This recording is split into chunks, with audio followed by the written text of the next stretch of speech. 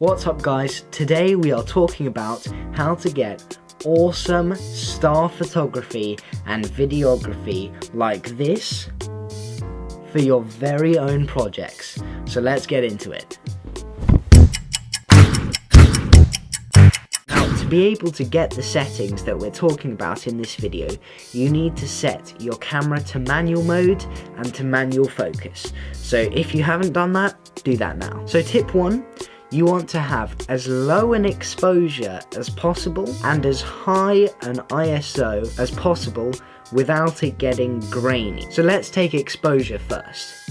Now, this is something that perplexes a lot of videographers and photographers alike, so I'm going to try my best to explain it for you pretty simply. So there's something in your camera called exposure or f-stop. Now, the lower you get, the more light it lets in, and the higher you get, the less light it lets in. Because there is not much light coming from stars, especially against the black night sky, you need to have as much light coming in to your camera sensor so that it's able to pick out these different stars. So make sure that when you're shooting stars, you use the lens that has the lowest f-stop and set it to that. Now, what about ISO? So ISO, again, is in reference to light. So if you have ISO 100, say, that's basically like wearing sunglasses, so it's not going to let a lot of light in.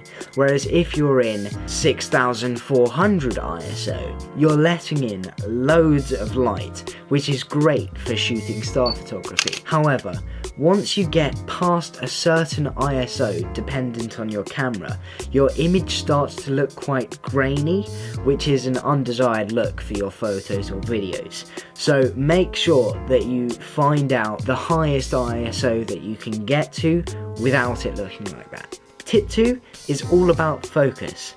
So as I've said before, you need to set your camera to manual focus and focus it on the stars, which is pretty hard. So if you don't have this thing called focus peaking, where there's a box in the side of your monitor screen which shows you the image zoomed in so that you're able to focus better, turn your focus to a focus that you would use if you were shooting, say, a landscape, because then you'd get a more general focus and the stars are more likely to be in focus. Wow, that was a lot of focuses. Anyway, tip 3.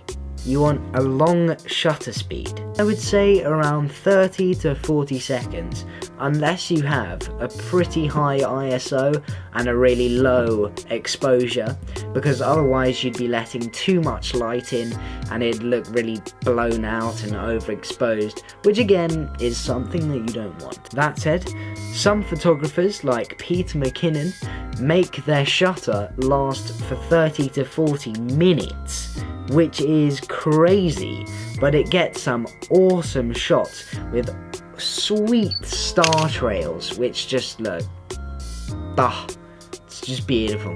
Anyway, about light, you need to have as little light interference as possible, because with such a low exposure letting in so much light, you need to reduce the amount of unwanted light as possible so that you're only getting the light from the stars and get as crisp a photo as you can. And finally, just experiment as much as you can. Just go out, if it's a clear night, take as many photos as you can.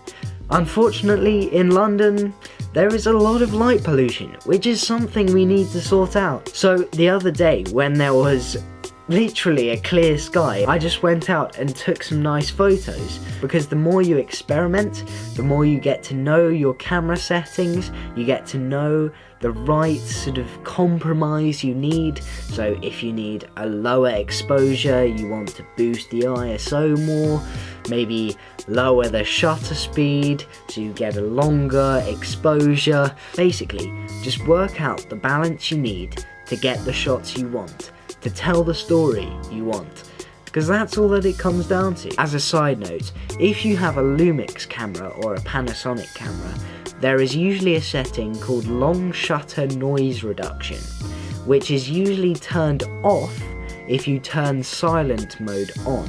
So to be able to do all this sort of stuff, you need to turn silent mode off and turn long shutter noise reduction on so that it cancels out all that grainy nastiness that get in your photos otherwise. But yeah, all I can say is just have fun, experiment, and tell the stories you want to tell.